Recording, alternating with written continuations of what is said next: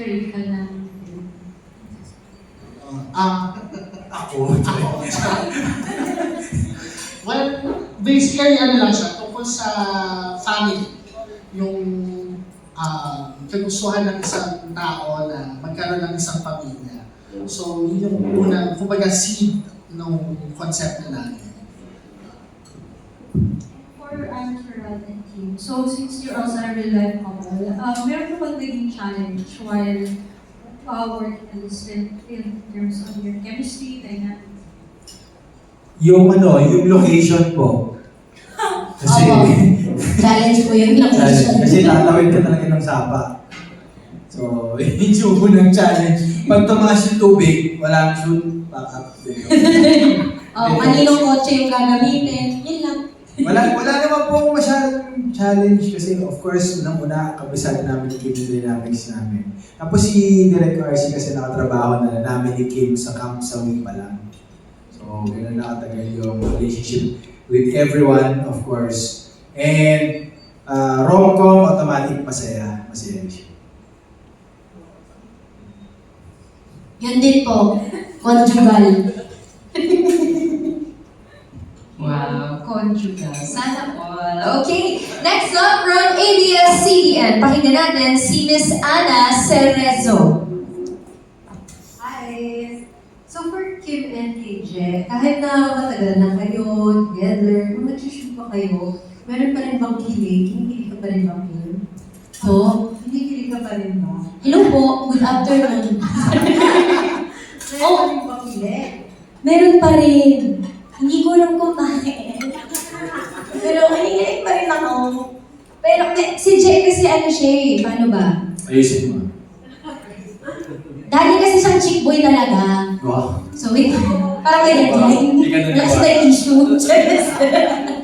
Hindi, pero seryoso, he's that kind of actor kasi. Kahit sinong makatambal niya actually, tinitingnan niya kung saan niya mahuhuli yung kilitig ng kanyang partner on screen. Kasi it's important na magandang organic yung reaction nung partner niya. So that's what he does. Je, maganda yung sinasabi ko tungkol tino mo. Pag magkakasama po kami tatlong magkakaibigan. Magkwento ka lang.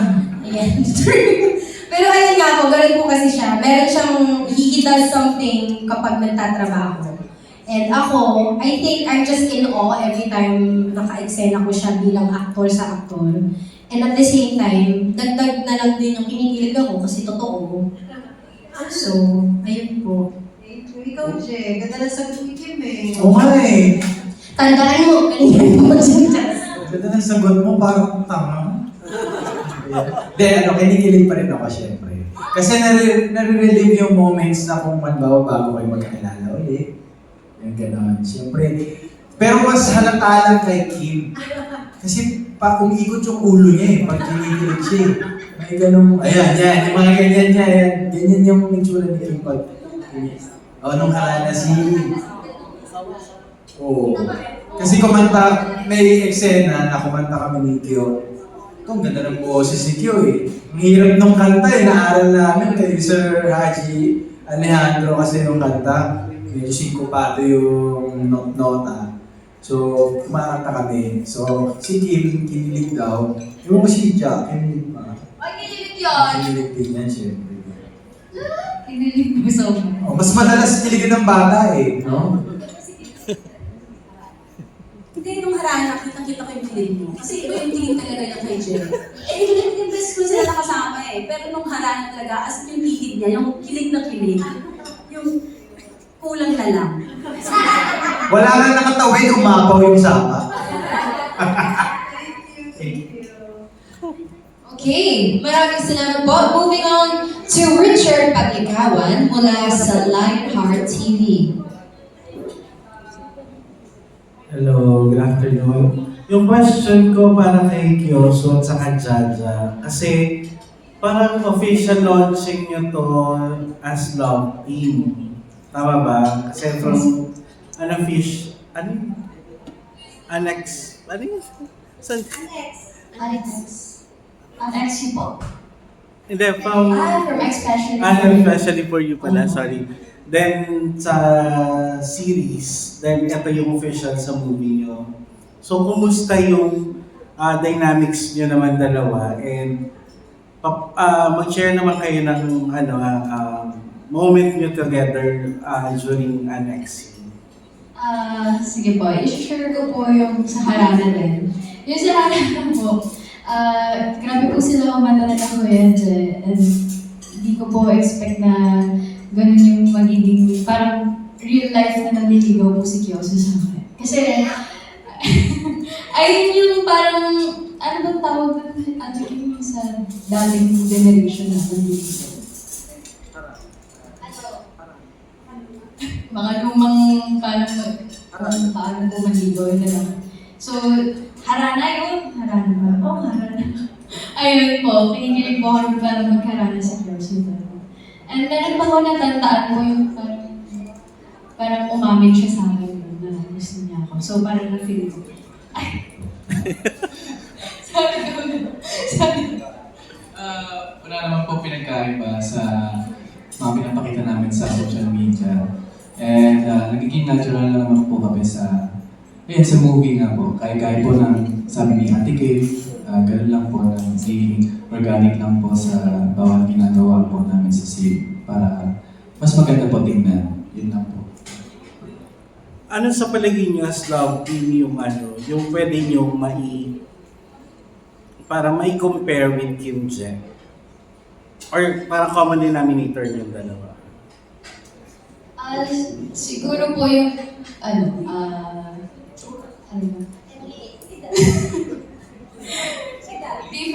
difference ba po?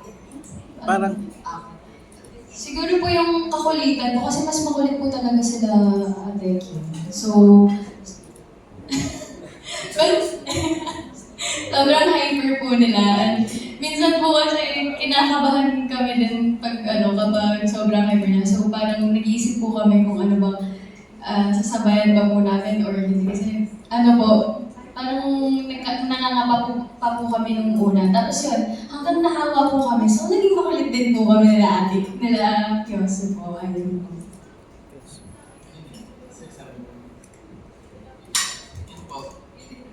may add ka pa, Kyoso? Wala naman na po. And ito na lang, additional na lang. Kumusta yung pag-arte niyong dalawa? Kasi syempre, iba yung dito sa movie. Nung una po, medyo kinakabahan pa po kasi first time po namin magkaroon ng movie together. And ayun, malaking achievement po sa akin yun kasi dati pangarap na po namin na magkaroon ng movie. Then ayun po, natupad na po siya. Masasabi ko lang naman po is sobrang galing po ni Jaja. Kasi iba po yung makikita niya sa movie, sa personal niya na ginagawa or sa buhay niya. Ayun po. Jaja. Sa akin naman po, yung experience ko naman din po, ayun, noong una po talaga nag-a-adjust po ako. Buti na lang po, nandyan po si Miss Candy at si Kuya Je nung first scene po. Talagang kinabahan po ako noon, as in, parang yung puso ko, yung puso ko kasi parang nape-pressure po ako kasi first time ko and syempre veteran po yung mga kasama ko. Ayun po, niyakap po ako ni Kuya Je and Miss Kim po. So hinay po ako, tapos si Miss Candy naman, pinapatalog niya ako. Sabi ko, sige kaya mo yan, itanong mo lang, itanong mo. Tapos ayun po, tapos nilakap nila po hanggang sa nailabas ko na po yung sarili ko. Ayun po. Congratulations sa movie. Thank you po. Yes, fantastic. Congratulations, Vladia and Kyosu for your theatrical debut. Ang susunod naman ng mga katanungan ay manggagaling kay Kate Adahar from Random Republica, followed by Ray Pumaloy. Hi, good afternoon. My question is for Miss Candy. Miss Candy, Nasa taas sa ating balcony. Yes po. Nung we know this is your first time na mag-play ng support kay Kim and Gerald, ano po yung kaibahan nito ngayon? Si Jet naman ang kamag-anak ko. I think na magkakaya pa. Kadalasan si Kim ang kamag-anak ko. Nandun ako sa side ni Kim, di ba? Ngayon naman kay Jet ako. So, si Kim parang hindi kami masyadong close dito. Siya yung inaano ko, yung tinitimpla ko. Always si Je ang tinitimpla ko eh. Ngayon si Je ang pinoprotektahan ko. Kay Kim ako ano. Ay, hindi kita pinagkain ba? Saka kulot ako. Saka kulot, saka si Direk. Iba din yung atake ni Direk. I think it really depends ka sa director mo. Kung sinong director mo, kung anong i-order sa'yo, yun ang ibibigay mo. Kung anong order. Yun ang order ni Direk, yun ang ibibigay natin. So si Direk ang makakapagsabi kung iba ko. Saka pangalan ko dito, Mami. For Kim and Gerald, yung tagline kasi pag ex na. So before kayo na-engage, before you found each other, para sa inyo ba yung ex na? Or was there ever a time bumalik kayo sa ex? Parang ko explain to. Ex ko siya eh. Kasi guys. Hindi, lagi ko naman kasi na-kwenta like, we broke up 3 times already. Tapos, hindi ko na isa-isahin. Kasi parang nakwento ko na doon sa isang beses na yun. The first time, Rock of Ages, tapos nagkabalikan kami ulit. The second time, after 3 months, nung sabi, di ba, may 3-month rule, pwede na mag-date ulit. Siya ulit dinate ko. So, yung third time, it was the shoot of Ikaw at Ako ng ending. During shooting, nag-break kami. Kasi may problema kami noon. Tapos, kinabukasan, okay Irene, may direct Irene, kinabukasan may Benzi, nagkabalikan kami. So, pagdating kay Gerald, hindi siya ex. Pero yung ibang mga ex, isa lang naging ex ko, guys. Ayan na naman, sikat na naman siya. Ex na yun. So, I think it depends on the person. Babe? Ano yan eh? May face. Wow, may face. The face. Hindi, may face yan eh. Pag naka-move on ka na, pag ako, naka-move on na from what happened in the past or the relationship, ex is ex na sa akin. Pero pag hindi ka pa naka-move on, of course, meron ka pang chance to redeem the relationship. Baka naman, baka sakali, pwede pang magkabalikan. Pero pag ayawan na. Parang may podcast kami ni Kim sa The Comfort Room. Pag-usapan namin, would you be friends with your ex? Ako lagi ko sagot, not to a certain degree na best friend, hindi na pwede yun. Kasi nalagpasan niyo na yung intimate relationship ng best friends eh, nung naging kayo. So, hindi ko na mababalik yung sobrang closeness nun. Siguro, casual lang pag sa akin, pag ex ko na. Pero hindi kami magiging matalik na magkaibigan. Baka, mangyari ulit. Yeah, thank you. Baka kasi sa iba, premature breakup. Alam mo yun, yung parang nadala lang kayo ng emosyon, break na tayo. Yes. Pero, alam mo yun, Correct. premature. Ayun pa rin. Baka naman, pwede ba? Oo, diba? Ayun yung sa akin. Oo, yun yung sa inyo guys, premature breakup. Mas marami tayong premature. Sorry. Alright, okay, good stuff. Okay, moving on to Ray Pumanoy from Abante Liling up here in front po. Medyo susundan ko na lang, Kim. Ano na rin kay Je, after 3 breakups, binabalik-balikan? Parang ang nagpukulog no? Pagdating kay Je. Kay Gerald kasi malaki yung puso niya. So, syempre, babalikan mo pag malaki yung puso. So, no, but seriously, di ko alam eh. With Jen, it's, we're friends kasi talaga. From Rock of Ages pa. So, tropa kami lahat. And he knows me more than I know myself. So, wow. So, he's like that to me. And parang may time na rin talaga na pag hindi ko nahanap kung sino ako at saan ako, he would always be there to look for me. So, kaya siguro ako bumabalik sa kanya. Ano bang kiliti mo na nahahanap agad ni Je at bumibigay ka kaagad? I wouldn't say na agad. It's a process po also. Kasi sa aming dalawa ni Je, Kaya tulad na nag-shooting kayo, nag-break kayo tapos nag-love scene kayo the next day, tapos nagkabalikan kayo. Okay. Sige, i-clear natin yan. Makikita ko na naman yan sa headline. sidelines eh. It's not really, it was just a joke. Yung nag-love scene kami. That breakup was actually, parang, nag-shoot kasi kami ng parang pandemic eh. So, syempre, during the pandemic, nung time na nag-a-adjust kami as mag-live-in, kasi ang daming adjustments that we always work together. Eh, hindi naman po kasi talaga kami technically ilo-launch as a love team. Nagkataon lang that we live together. So, kinailangan na magawa ng paraan na syempre, makapag-work, ganyan. So, during those times, I think it was just, it's a serious side ng breakup na yun, just to make it clear.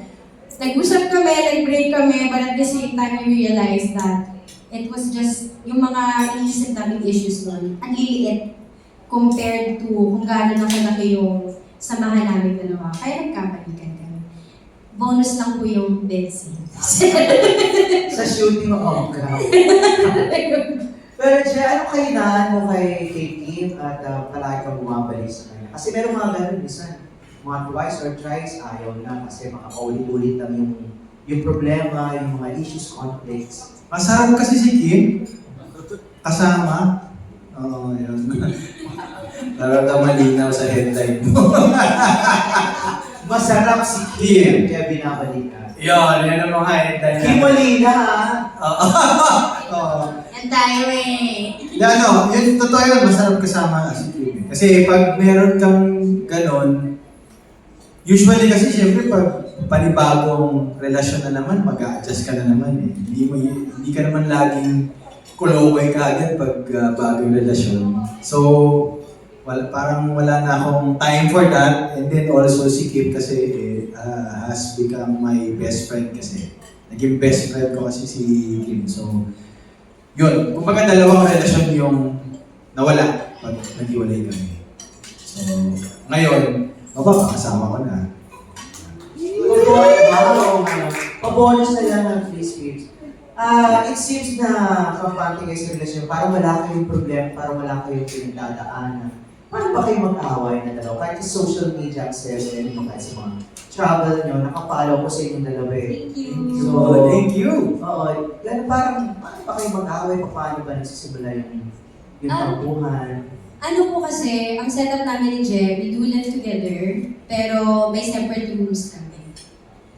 So, nagkataon, ako kasi, I was independent since I was 16. Tapos si Gerald, kasi family ko nasa Saudi, di ba? Tapos si Gerald naman, lagi siya mag-isa. Ever since, only child siya. So, pareho kaming sanay kami mag-isa. So, kapag nag-gets na namin na kailangan ng space ng isa, pupunta ako sa kwarto ko, o siya pupunta siya sa kwarto niya, tapos pwede siyang pumunta sa kung saan. Tapos, kasi katulad nga ng sinabi ko before sa podcast namin, yung, ano sabi ko? Yung masaya akong meron tayo, kahit meron pa rin ako. So, buo pa rin kami individually. And when we're together, we're stronger. So, we have that kind of setup na kapag we feel like we need space from everything, whether it be sa aming dalawa or the world, whatever, I have my own thing, he has his own thing. So, I think that's how it works for both of us. Agree. Agree ako dun. Ano kasi kami, mayroon kaming dalawang kwarto. May sala, dalawang kwarto sa 15 square meters na condo. Sorry. Ano? Ganun din. Yung ganun kami. Kaya nag-sorry ka agad ako sa'yo. Na-compute mo eh. Hindi, yun nga. Pero may mga pagtatalo. Meron mga pagtatalo. Meron, of course, meron mga taasan ng boses. Ganyan. Pero yung taasan ng boses, mas taasan ng emosyon. Kasi hindi pwedeng marinig sa kabilang kondo. So yung... Ganun ka-intense, hindi na nasisigaw. But it's part of the relationship, and then right after, lagi kailangan may mapag-usapan kahit kalahati lang ng pagtatalo bago matulog. Yan, may ganun kami ni Kim. Para lang matuto sa isa't isa. Yung separate rooms, pag kinasal kayo, ganun pa din magiging setup. Yes. Agree. Si Kim nga nag-suggest nun actually, which is tama naman eh. Kasi tama si Kim parang sa partnership kasi ito pero individual bago maging partnership So kailangan meron ka rin talagang time para sa sarili. Thank you. Naku, may natutunan kami. Ay, salamat! Yes! Marami natutunan about Kim Jet. Thank you so much, Sir Ray. Okay, next, batch 2 naman. Second and final batch this afternoon consists of Erwin Ogawa, Angelica Villanueva, Morley Alino, Romel Gonzalez, Jezreel, Ellie, and James Miguel. Ito pa from Anong Ganap? Let's hear Erwin Ogawa. Hello, Suke, Kim, Richie. Congrats sa new movie. Okay. So, ano masabi nyo parang kayo lang yung parang comedy love team dito sa Pilipinas right now? Parang kayo lang dalawa. Diba? Parang wala nang iba pa, diba? Comedy love team. Tayo, diba? Baka naman meron, iba. Pero sa ngayon, ang lumabas, yan, tarang tayo sa pelikula, lalo na sa pelikula. Oo nga, tama. Mag-agree ako dyan ng slide. Baka may lumabas na iba. Nagkataon lang din siguro na pag magkasama kami, madalas ganun ang nangyari. Oo. Kasi yung iba may rom-com, of course. Big stars, may rom-com. Kami talaga, alam ka agad, com-rom kami. Nauna yung comedy sa romance. Comedy. Com-rom kami. Com-rom. Perfect term. Com-rom. Ano yung effort nyo para hindi matulad yung role nyo, yung acting nyo sa mga past movies nyo? Kasi very natural kayo lagi, di ba? Sa mga movies nyo. Ano yung effort? Or meron man? I think until now, kasi ganun pa rin yung disiplina namin sa script. Once we get the script, it's the same as how we were in theater. All the time. So, we've been asked this question also before kung paano kami mag-aral ng characters, ganyan. It's a collaborative effort. Kasama, of course, yung director namin, yung creative team, and of course, the script din. Kasi, ganun din. It's our job to, bigyan ng buhay ang kung ano ang isinulat. At I think, doon siya nagbabago. Oo, na dapat. Na dapat, yeah. Siguro, part of it is, I think natural sa amin ni Kim at sa marami pang ibang contemporary namin galing sa teatro na bukod sa pagtingin sa isang proyekto na trabaho, we look at it as a journey, another journey, because it's a different character.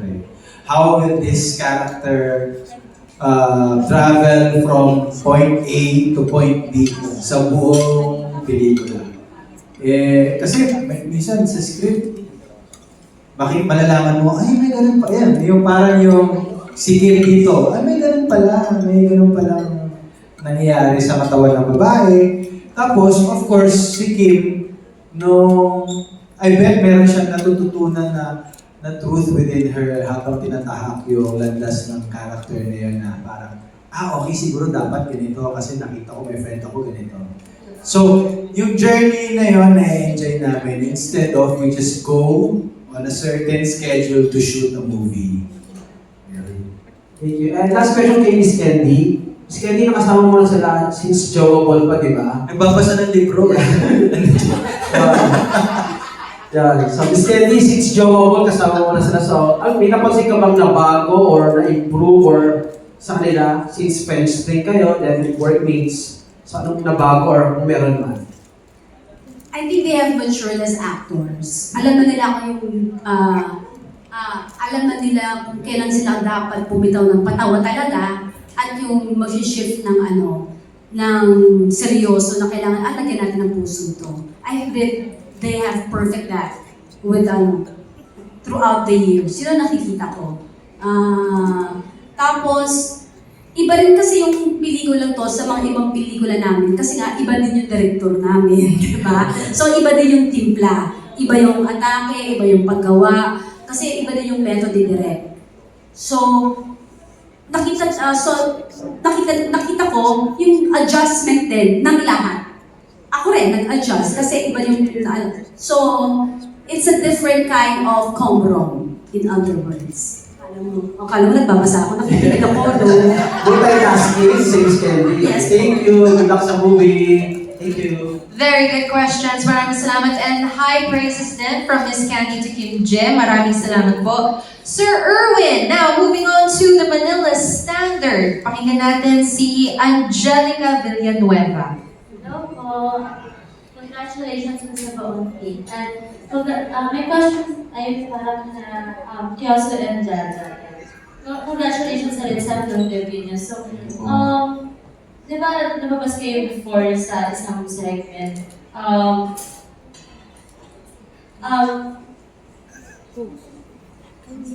Sorry po. Ngayon, tinanong kasi si Kim and Jai kung pag X na. Kayo ba naniniwala pag X na? Ay, hindi hugot yun. Siguro po, for me, siguro depende siya sa pinagsamahan at sa naging process ng relationship, kung paano na-end yung relationship. And kung wala namang cheating or matinding mga problema na hindi na talaga masasolve, siguro gano'n yung mga tinatawag na hindi na talaga babalik sa ex. Ano ba? Napag-usapan na po kasi namin yun. Nung nag-after segment po, na nagkaayos na. Nung nagkaayos po kami, pinag-usapan namin na kung totoo ba po yung sinabi niya sa akin. So, ayun po, sabi niya, totoo naman. And wala naman pong ibang nangyari. Yung past na pangyayari na kung bakit siya na-pressure. Ayun lang naman po yung dahilan ng broke up namin po. Dahil sa parents. Hindi naman po dahil sa parents. Parang na-pressure lang din naman po siya. Siyempre, parang yung sinabi niya po sa akin na di niya daw po kaya parang higitan yung binibigay ko sa kanya noon. So, ayun po, wala naman pong cheating. Ayun nga po napag-usapan namin, kapag may cheating po, hindi na po talaga pwede. Pero kapag naayos po yung problema or may mga solusyon sa mga problema po, ayun po, pwede pa pong magkabalikan. Great chance na Kyoso. Anyway, ngayon mas naging stronger yung relationship niyo, inner friend, sa friendship niyo. Ngayon nilang kayo as love. Ako, sa tingin ko, mas nangibabaw pa yung isa't isa. Kasi before, hindi kami nakakapagsama dahil nga strict yung parents niya. And sa mga shooting days, ayun, masaya kasi nakakasama ko siya. And nakakapag-usap kami ng personally. And ayun, mas nagkakaroon ng bonding, yun po. Ayun po, nung nag-usap po kami ng parents ko na gusto ko po ituloy din yung career ko. And syempre, ayun, may dumating po na lalaki sa buhay ko din po. Nag-usapan din po namin yun, lalo na tumatanda din naman po. So, kinausap ko lang po sila na masinsinan po. Ayun po, tinanggap naman din po nila na sige, gawin mo, ganun. Supportive po talaga yung parents ko. Pero, syempre po, ayaw din po kasi matulad ng parents ko sa yung parang ayaw matulad ng parents ko sa kanila. Ayun po. Kasi maaga po sila nagkaroon ng anak ako po, which is ako po. So, parang 20 years old pa lang po sila. So, kasing edad ko lang po. Nag-iingat lang din po sila sa akin, kaya po nila ako pinagbabawalan din mag-boyfriend. Pero kinausap ko na po sila, naging maayos naman. Balik, ngayon, may chance lang kayo na balikan? Hindi muna po namin pinafocus yan more on focus sa mga career namin. Ayun po. Thank you so much. Congratulations. Thank you po. Alright, tama. Good answer, guys. Ito na po, dadagundong ang Viva Cafe via Morley Alinio from DZRH. Yes, magandang hapon sa inyo lahat. Kasi ang kasikatan, Kim, ayaw ko kung maniniwala, hindi naman isang araw, Kim muli na kanya. Tama buwan ko. Mula nung day 1 at sa kasalukuyan, ano ang realization mo? Bakit ka napunta ngayon sa kilala?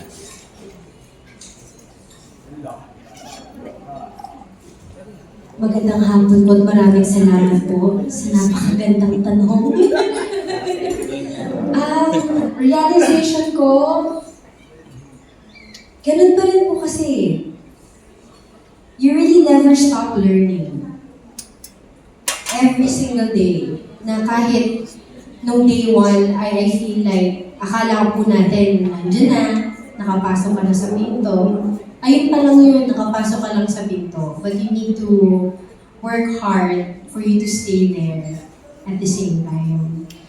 And I also realized, ito po ay natutunan ko po sa mga, I am blessed po na nakatrabaho ko po ay mga artista, mga kapwa-artista na mabubuti ang puso. Maliban po of course kay Mama Candy, kay Ate Candy. Nakasama ko po kasi, of course, one of currently, hindi ko inasahan na magiging isa sa mga best friends ko, si Ate Dimples Romana. At hindi lang talaga talent ang magpapastay sa'yo. It's attitude. Magandang attitude po ha, hindi yung may atud. So, nandun talaga yung pakikisama, like, isipin ng mga tao, nag-workshop ako, ginawa ko ito nung bata ako, nag-aaral ako, nag-voice lessons ako, acting workshops ako, ganyan. Okay, fine, I have all of that knowledge in your head. But what is in your heart? How would you talk to people? How would you work with them? Kasi it's not just you. Ang nakikita ng tao, ikaw, sa screen. But it's a teamwork. So yun po yung na-realize ko, and I think that's what I learned from all these years, and until now, I'm still learning every single day. That I would never stop asking for help. I would never stop asking for opinions from my mentors. So yun talaga, it's always a collaborative effort from everyone. So that's what I think. Thank you so much. Well, please. Thank you. Kay Gerard, hindi naman lahat tayo puro tawa lang, masaya lang. Kasabay nito yung kalungkutan. Kung may hindi, may pagluha. Doon sa pagluha mo, doon sa mga naranasan mong lungkot, mga bagay na nagpasakit ng dibdib mo, pwede ko bang malaman, alin ang pinakamatinding dagok na dumating sa buhay mo na nag-atibay sa'yo kung bakit ngayon isa kang Gerard Napoles? Thank you for that wonderful question. Una-una sa lahat, magandang hapon po si Od Lumambot. Thank you. Masarap makinig ng tanong. Ano po, siguro sa madami kasi, unang-una, madami. At hanggang kasalukuyan meron tayo mga hindi naman dagok, pero mga challenges sa buhay. Everyone. But, isa sa naging catapult o biglang nagpa-igting ng aking passion sa ginagawa ko is when hindi po ako gusto ko kasi makatapos ng pag-aaral. Tapos hindi ako nakatapos ng pag-aaral. Humingi ako ng tulong sa ilang taong pinaka-importante sa buhay ko para lang makapag-aral. Ang nasa isip ko. Tapos, meron itong mga taong to, hindi ko naman po sinisisi sila dahil hindi ako nakapagtapos. Siguro may pinagdadaanan din. Pero at meron din ako mga dahilan na narinig na hindi ko tinanggap during that time. And I was parang medyo nagkaroon ako ng self-pity because of the idea na hindi nung panahon na yon, ito personal experience ko, hindi ko na nagkakumpara sa lahat. Sabi ko, hindi lahat ng nasa edad ko gusto makatapos ng pag-aaral. Yung iba gusto na lang magpahinga at magtrabaho na. Wala, okay naman yung grades ko, blah, bakit hindi ako mabigyan ng pagkakataon makapagtapos. So, ang hanggang kasi yun yung hangat ko eh, kapag nakagraduate eh. But because of that, sabi ko, may darating at maghahanap ako ng isang another journey sa buhay ko kung saan ma-reach ko kung ano yung goal ko at kung ano yung mga pangarap ko sa buhay. Noong napasok po ako sa teatro, sinama ako ni Arnold Reyes. Sabi ni Arnold Reyes, "Che, gusto mo ba mag-audition sa Tanghalang Pilipino at sa Dulaang UP?" Sabi ko, "Sige Arnold, sama ako." O ganito mag-audition, sabi ni Arnold, "Aralin mo tong kanta kasi musical yung mga pag-audition natin." "Okay ka ba?" "O sige." Mula nung napasok ako, nung kinagat ko yung pagkakataon na mag-audition, sabi ko, para dito ako. And then, when I claim and acknowledge that I'm made for this, hence, I became the Gerald Napoles na kaharap niyo ngayon. Thank you. Thank you po. Para kay Candy. Lesson number 3. Number 3. Candy, alam naman natin, nakikita sa bukas na aklat ng buhay mo sa showbiz. Ito ay ang pinagdadaanan mo sa anak mo na kung saan sa halip na maging mabigat ay naging masayang ina ka. Bubuksan ko ang puso mo. Hindi ako surgeon. Ako ba yung Surgeon na. Hindi ako surgeon. Bubuksan ko lang ang puso mo. Bilang isang ina, ano ang totoong nararamdaman mo para sa anak mo at ano ang kinatatakutan mo kinabukasan para kay Joaquin? Para po kay Quentin. Opo. Ano po ang kinakatakutan ko? Yung mamatay na po ako. Kasi pag namatay ako, hindi ko alam kung kakayanin niya mag-isa. At this point. So hindi ako pwede mamatay ngayon o bukas agad. Siguro kailangan pa ako humaba-haba ng konti pa yung buhay ko. Yun ang dasal ko. Saka magtrabaho at mag-ipon para sa anak ko. Yung maka-establish ako ng something for him na will sustain him pag nawala ako. Yun ang kinakatakutan ko. Dahil yung mga batang katulad nila, dahil hindi sila independently functional, madali din silang utuin, kausapin, lahat ibibigay nila eh. Because they have such innocent hearts and, you know, they just want friends. Diba? Parati nga silang ganun eh, gusto nila lang ng kaibigan. So, yun lang ang takot ko. Pero, on the other hand, kung bubuksan ko talaga yung puso ko, meron akong gratefulness sa anak ko. Yung pagpapasalamat. Dahil kung wala po si Quentin, hindi niyo po mababago yung Candy. Hindi po ako ngayon to. Hindi ko matatahak yung journey nito at ma-realize kung gaano po ako tayo lahat kaswerte. Because we have so many things that we take for granted. Now, we are so blessed in so many ways. Na dahil simplify na po ang buhay ko. Yun lang po. And thank you for that wonderful. Thank you. Okay, maraming salamat po. Let's keep the discussion going with Romel Gonzalez from Pep Aghatao. Ayun. My first question is for Candy Pangilinan ulit. Pero hindi tungkol sa kamatayan. Hindi, Candy kasi on a lighter note, your movie is Cobra nga about sa pag-ibig. At ikaw napapalibutan ng mga kaibigan na masasaya ang love life. Si Kim, si Gerald, Napansin ko nga po. si Carlina, si Jenny. Napansin ko rin po. Ikaw, kumusta ang puso mo pagdating sa love life? Napansin ko rin nga po eh. Napansin niyo naman wala akong katabi, di ba? Si Direk na lang ako nandito. Kaya nga kanina, magkakasama sila, itong dalawa magkasama. Sino ang kausap ko? Si Direk. Di ba? Kaya madali po akong katrabaho. Pero by choice mo yan, alam ko, di ba, na single ka? Hindi yung sinasabing by choice na, sige gusto kong maging single talaga. Siguro wala pa ako talagang dumarating na kikiligin ako ng katulad ng dalawang to. Yung naintindihan niyo po ibig ko sabihin. Ayun, at natatanggapin yung anak ko kasama yung responsibilidad. Mahirap yun eh. Mahirap po eh. Aminado naman ako doon eh.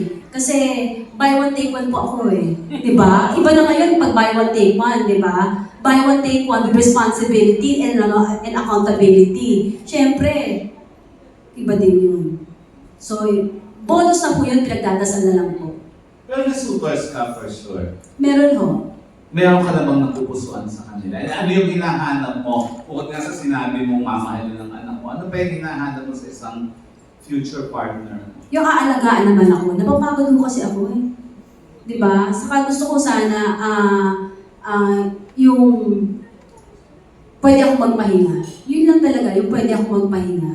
Yung siya naman ang yung hindi naman ako magpapakain. Siya naman magpapakain sa akin. Dapat naman. Di ba po?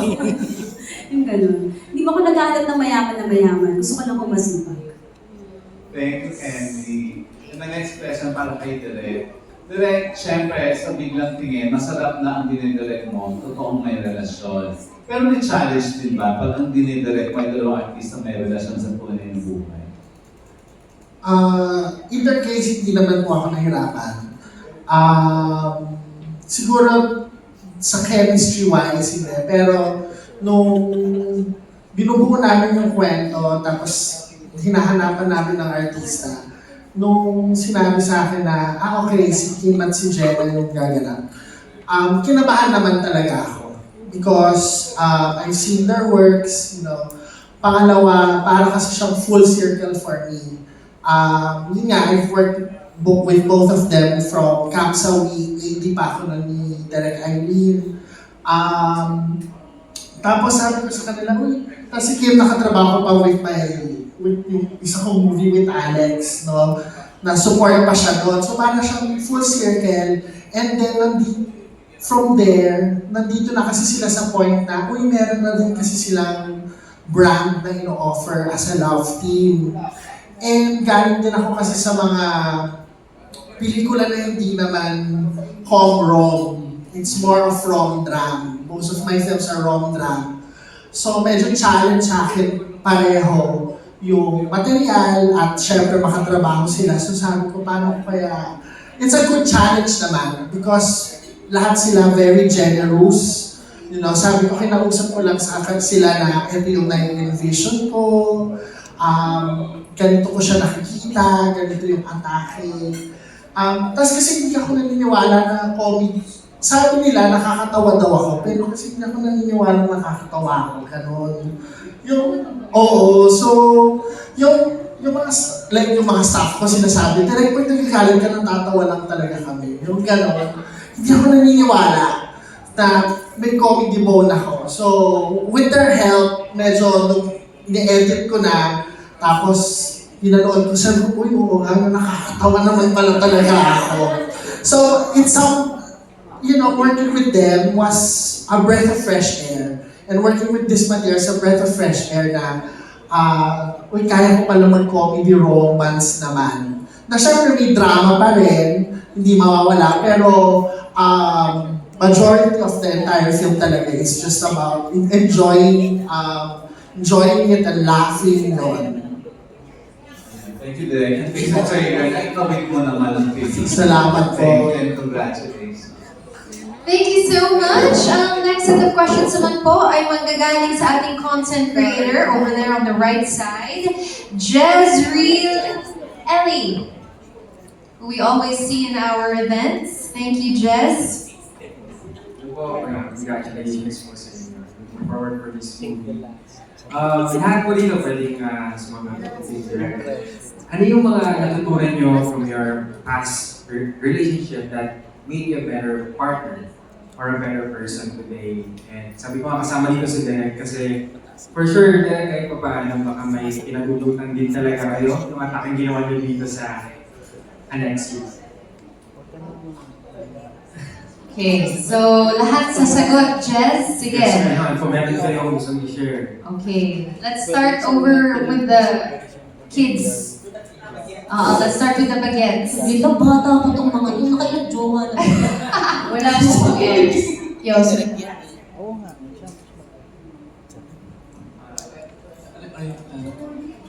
Pwede, di ba? Ano yung natutunan niyo from each other na at least nagpa-better sa as a person today?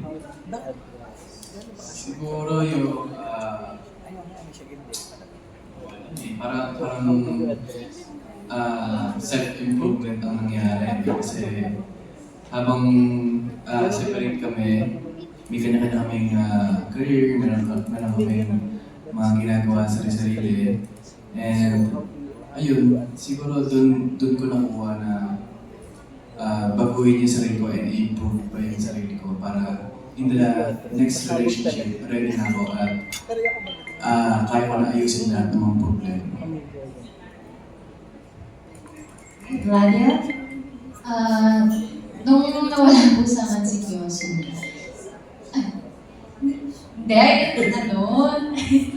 hindi po, nung nag-break po kami ni Kyoso po, actually, finokus ko po din talaga yung sarili ko. Nag-streaming po ako, nag-stream, nag-worship po ako, and anything po para sa career ko po. Ayun, para mag-improve din ko yung sarili ko. And kasi ako po naghihintay na din ako sa kanila. So, syempre po, ready ko din yung sarili ko po kung ready na rin pa po mangyari ko yung hihintay. Thank you. Okay, yes. Ako? Ay, okay. I think, lesson lang that I learned from my ex, na friend ko naman din ngayon. Kung hindi talaga kayo, huwag yun naiintindihan. If you think that you're not meant for each other, you have to let it go. Because long-term relationship din kasi yun. I've been with him for 9 years, since high school. Tapos pinilit namin. Baka naman kasi first love, ganyan. Pero hindi eh. Apparently, magkaiba. So, you would really grow apart nung kami. Nung kami lang mga bagets. Nung ako lang. So, kung hindi talaga kaya, you just have to respect each other's dreams. Even if kung separate yung dreams nyo, then so be it. Ganun lang siya kasi. Yan. Direk? Tagal ko na kasi. Tagal. Padel na kung di ka. Charot. Di ba may volleyball siya? Sabi ko sa inyo, guys. Siguro ako, medyo matagal-tagal na rin single. So, siguro natutunan ko from my last relationship was, pag pakiramdam mo, parang hindi na kayo okay. Katulad kay Kim, na parang yung nawawala yung value mo sa sarili mo, tigil mo na. Parang unahin mo na yung sarili mo. Kasi kung nawawala yung respeto, hindi lang respeto niya sa'yo, but most important, yung respeto mo sa sarili mo. Kasi habol ka na lang ng habol. So yung parang pakiramdam mo, basura ka na, gano'n. Di ba? May gano'n. So, tigilan mo na. Siguro yun. Bigyan mo na ng importance yung sarili mo. Yun yung pinaka-natutunan ko. Thank you, contestant number 4.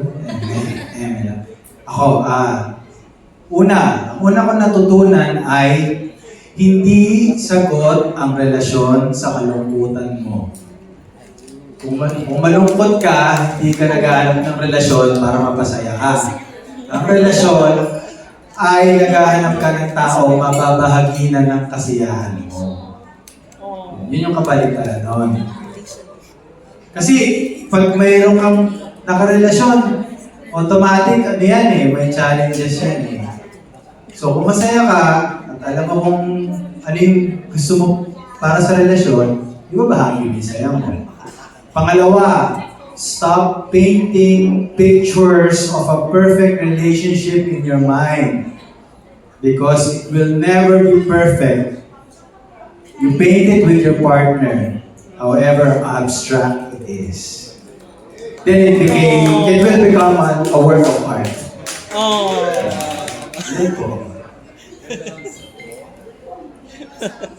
Wala pa akong natutunan. Kaya ako single. Hindi. I think, ang pinaka-importante, you have to learn to love yourself first. For you to be able to love others. Because you cannot give what you do not have. Diba? Kasi mahirap naman talaga magpautang pag wala kang pera. So, ganun din yun. Mahirap magmahal kung hindi mo rin mahal ang iyong sarili. And you can, parang kay Je, it's as simple as, you cannot depend your happiness to anyone or anybody. Not even your family, because they will all fall short of your expectations. Because we all have a journey. You can only depend your happiness to God, and you have to be whole as a person to be able to share.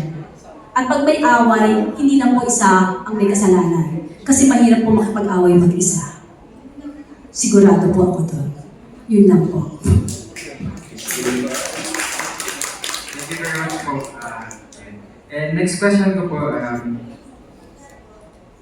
ito naman, sa mga characters nyo dito sa movie.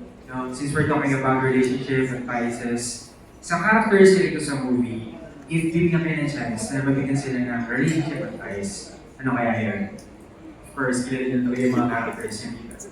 Siguro yung kay Brian Soriano, isa siyang torpe. Siguro lakasan niya yung loob niya. Mag-approach sa gusto niya ng tao. And, ayun. Huwag lang maging torpe. Thank you. That's good. Thank you. As a baby po, baby.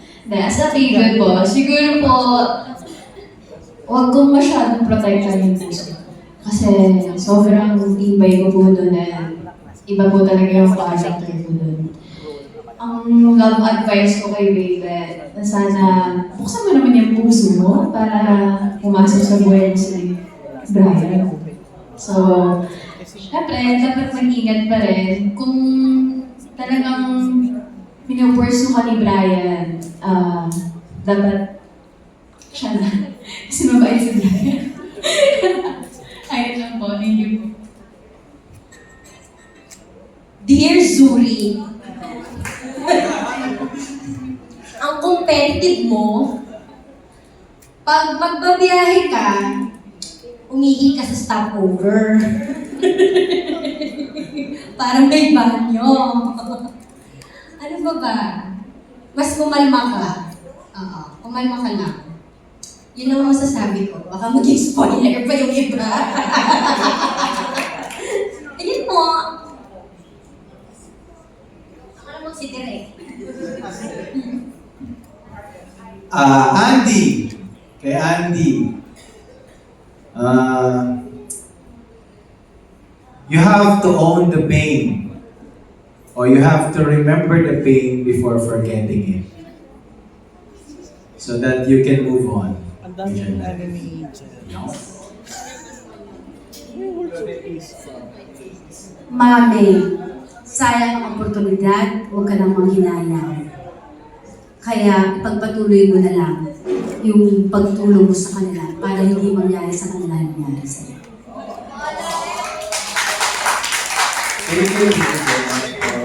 Great answers to equally great questions. Maraming salamat, Jess. It was very good. And lastly, for this afternoon, let's hear from James Miguel from Showbiz Ganap. Hi po, good afternoon. Yung question for Kios and Jada. Ano yung natutunan niyo kay Gerald and kay Kim? Other than sa pagiging love? Natutunan ko po kay Kuya Je and Ate Kim.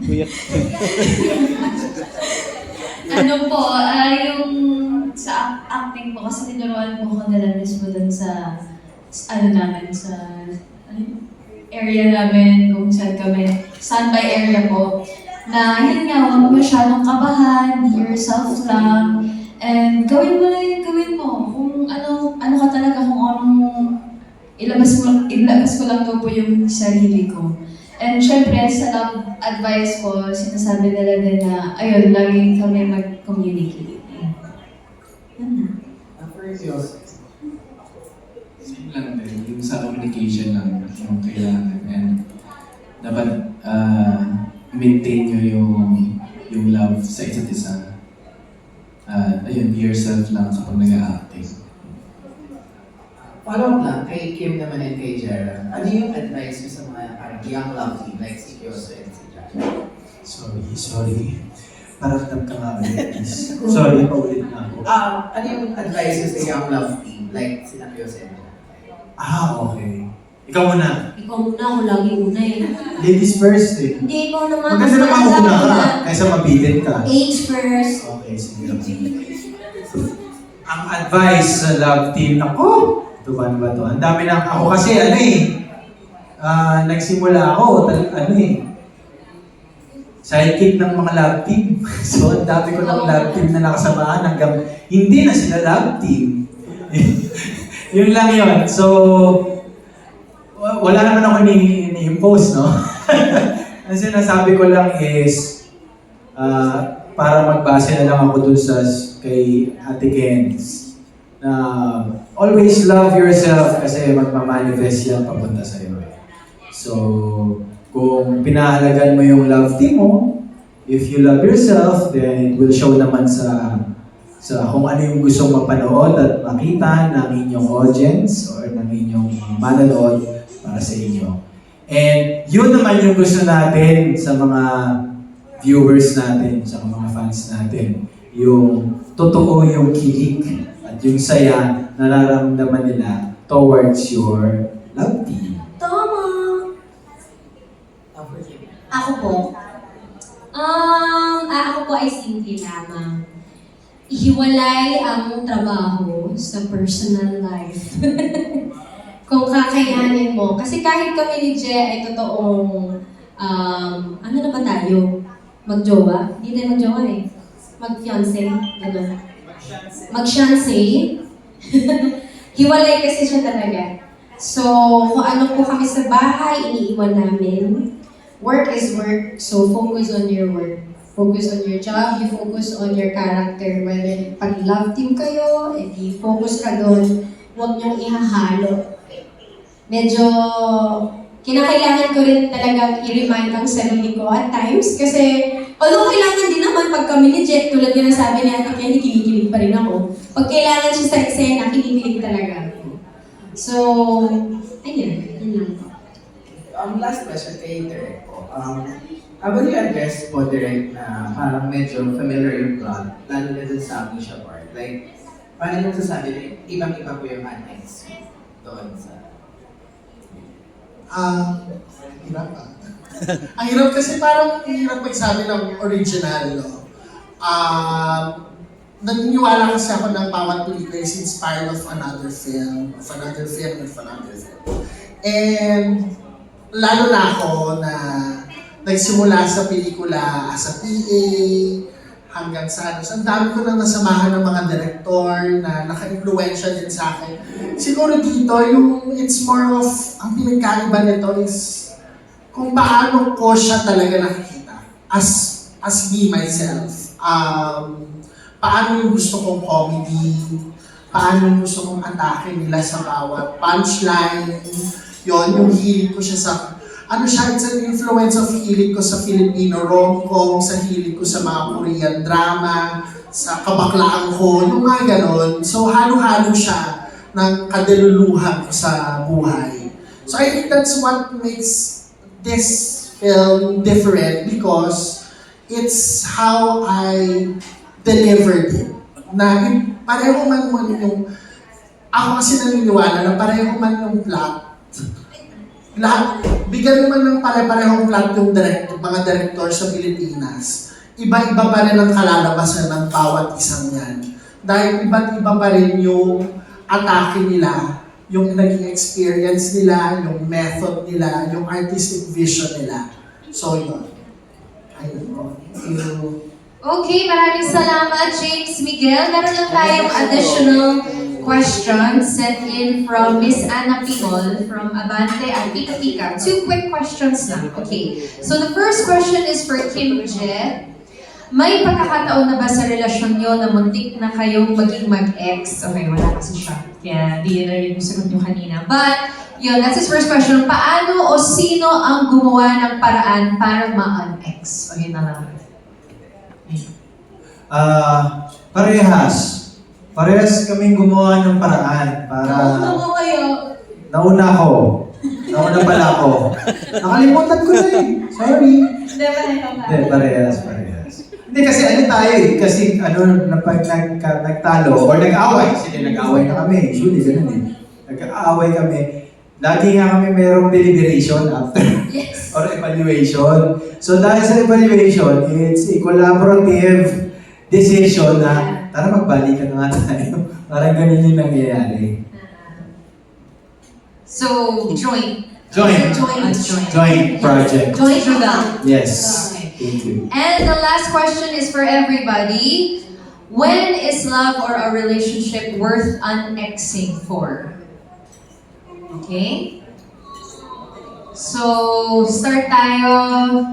Kailan ulit? Hirap ko ng tanong. Kasi kapag parang wala pa masyadong experience. Wala pa sila masyadong babies pa sila.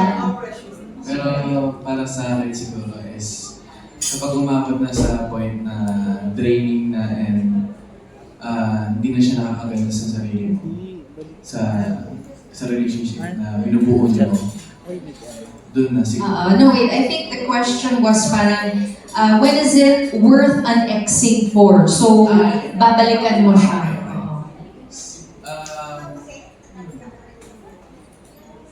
Siguro kung ready na kayo sa isa't isa ulit, na kung willing pa kayo magbigay dun sa relationship na yung dati nyo binubuo, na i-rebuild mo yun.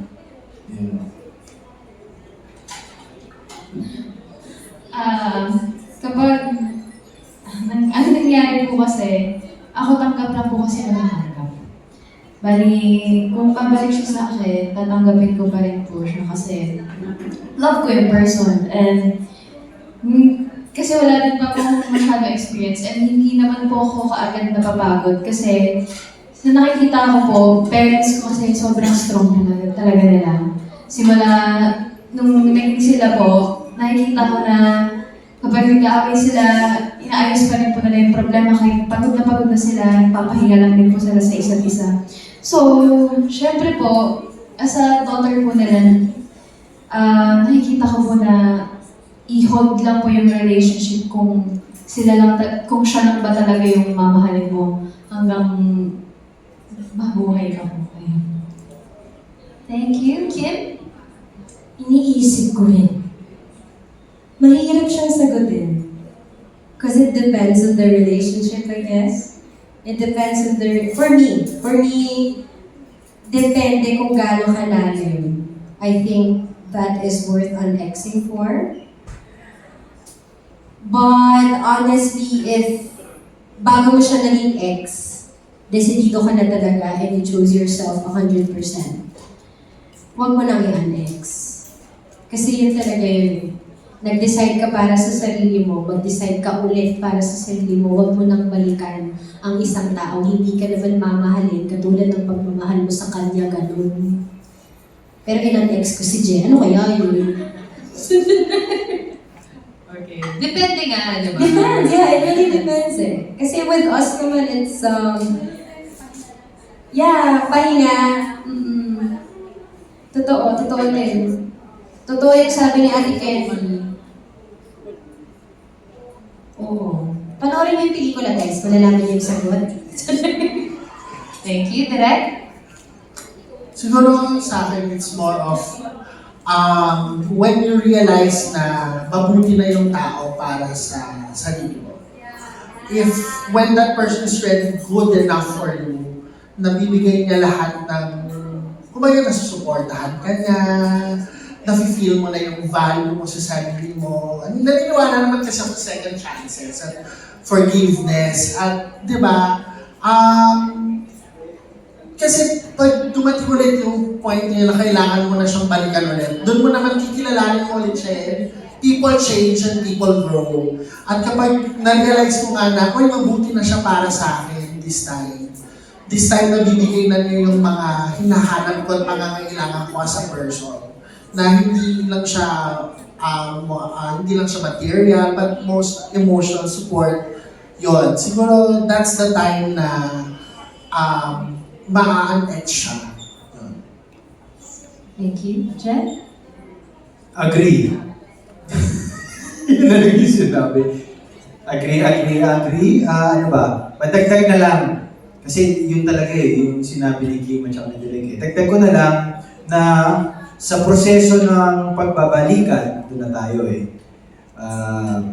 it has to be, para mag-push through na yung pag-annex, has to be mutual at willing kayo to be selfless again para sa relasyon na gusto nyo itaguyod. It's not about the other person or the other way around. It's about we're having a great relationship, bakit ganito yung nangyari?